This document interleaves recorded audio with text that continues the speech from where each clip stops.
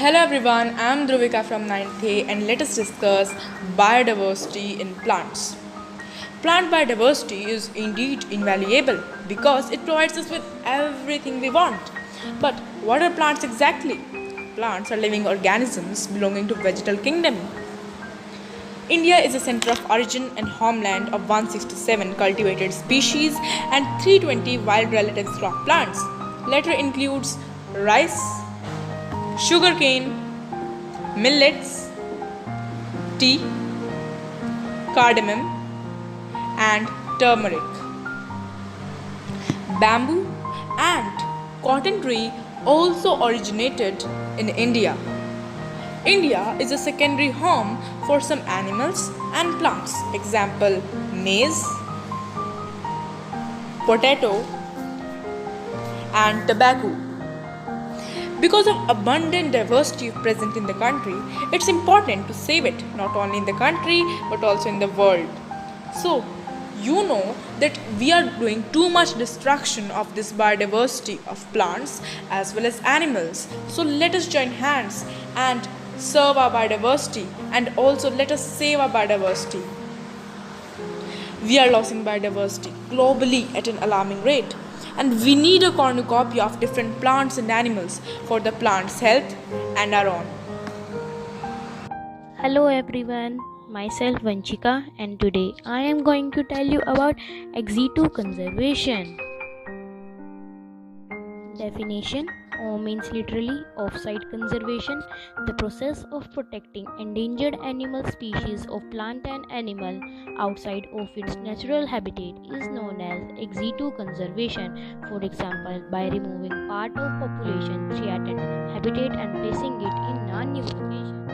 Methods of ex-situ conservation: zoo, garden or seed bank. Its primary objective is to support conservation by ensuring the survival of threatened species and the maintenance of associated genetic diversity.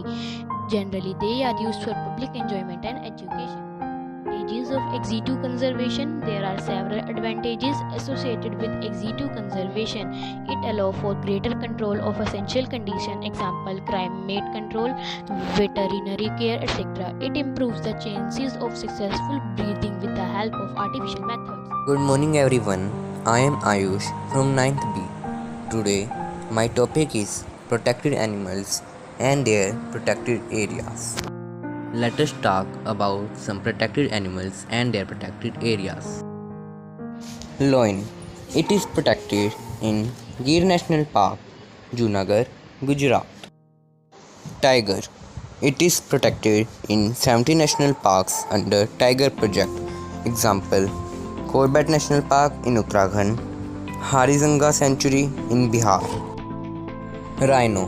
It is protected in Kaziranga National Park in Assam and Manas Sanctuary in Assam. Musk deer. It is protected in Shikari Devi Sanctuary in Himachal Pradesh. Great Indian Bustard.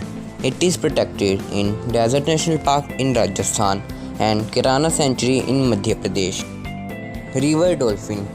It is protected in Vikramshila in Bihar. Black buck. It is protected in Desert National Park in Rajasthan and Kanha National Park in Madhya Pradesh. Hello everyone, today I am going to tell about ex-situ conservation. Do you know what do you mean by ex-situ conservation? Ex-situ conservation is a site of conservation techniques involving the transfer of a target species away from its native habitat to a place of safety such as a zoological garden, botanical garden or a sea.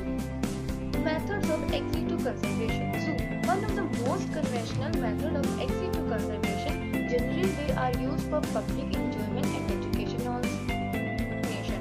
The process of protecting an increased species of plant or animal outside of its natural habitat, for example by using part of the population latent habitat and placing it in a new location, which may be a wild area or within the care of humans. Here are some interesting facts about plants.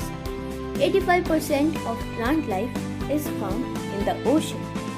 An average sized tree can provide enough wood to make 1,70,100 pencils. Brazil is named after a tree. apple is 25% air.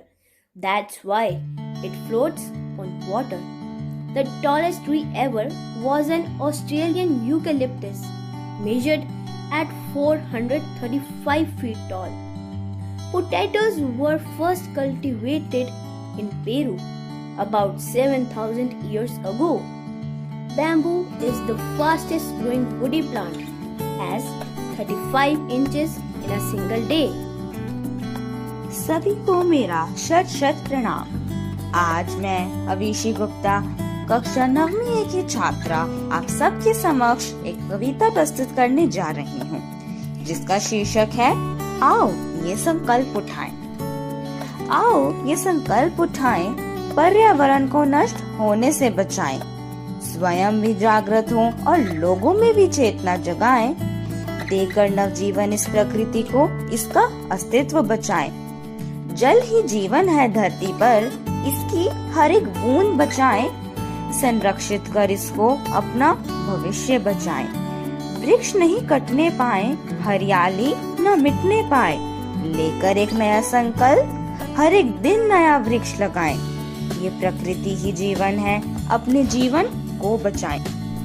Hello everyone, I am Hunar and today I am going to tell you about endangered species. Endangered species are those species which are at risk of extinction because of a sudden rapid decrease in its population or a loss of its critical habitat. Some of the endangered species of animals which are commonly found in India are Bengal tiger, gharials and red panda, one-horned rhinoceros, hangul, Ganges dolphin and Asiatic lions. According to analysis of the reports over the years, India has a total of 683 animal species in the IUCN, which is International Union for Conservation of Natures, which are critically endangered.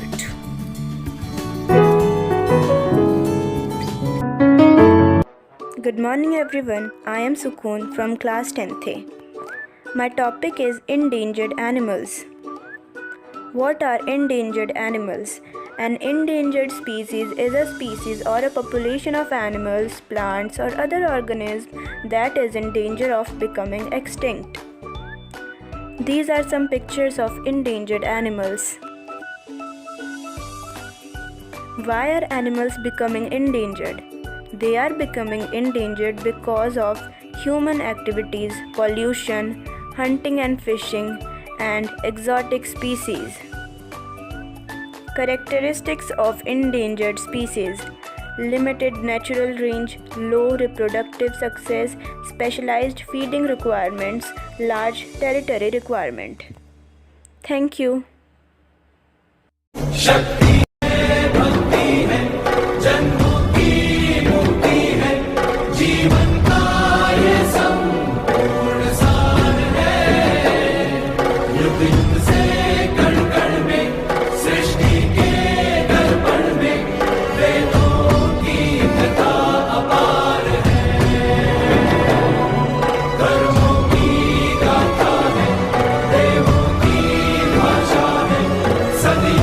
I am Yashika of class 10C and today's my topic is in situ conservation. Let's know more about aims of in situ conservation. In situ conservation aims to enable biodiversity to maintain itself within the context of the ecosystem in which it is found. In situ management, approaches can either be targeted at populations of selected species or whole ecosystems. What are benefits of in situ conservation? Let's know. It maintains recovering populations in the environment where they have developed their distinct properties.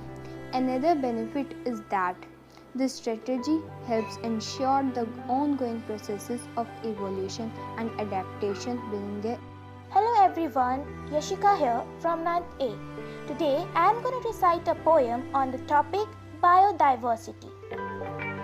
biodiversity, lots of variety, environmentally good life for you and me. Ladybirds and buzzy bees, butterflies and apple trees, snowdrops and autumn leaves, chaffinch fly in the breeze.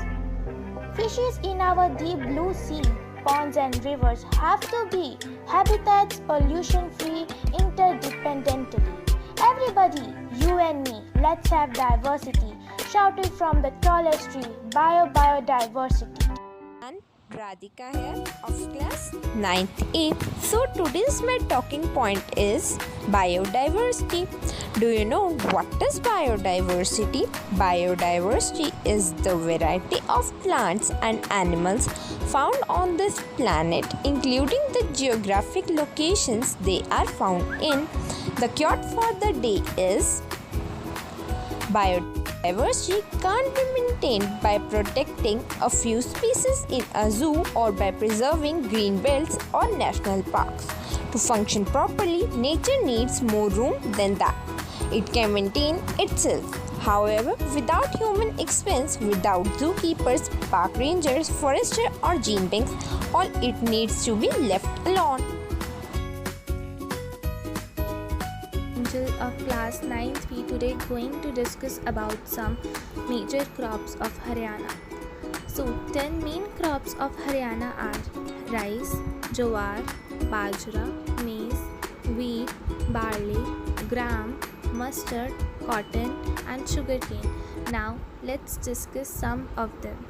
Maize. It's a kharif crop used as fodder and food. It needs temperature between 21 degrees Celsius to 27 degrees Celsius and it grows well in old alluvial soil. Sugarcane.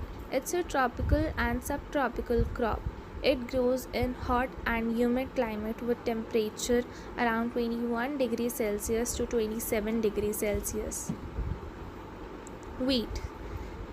This is a rabi crop, requires a cool growing season and a bright sunshine at the time of ripening. It requires 50 to 75 cm of annual rainfall evenly distributed over the growing season. Rice. It is a kharif crop which require high temperature above 25 degrees Celsius and high humidity with annual rainfall above 100 cm. Thank you. Today, I, female of class 9th A, gonna tell you about Red Data Book and IUCN. IUCN is International Union for Conservation of Nature and Natural Resources, which is now called World Conservation Union. It has its headquarters at Morges, Switzerland. It maintains the Red Data Book or Red List, which is a catalogue of threatened plants and animals facing risk of extinction. Threatened species is the one which is liable to become extinct if they are not provided with proper food, habitat and protection, which should make them realize their full biotic potential. It includes species that are either E, V, R or CR. Red Data Book or Red List was initiated in 1963. The IUCN 2000 Red List has made assessment of 18,000 species, out of which 11,096 species are on the threatened list worldwide.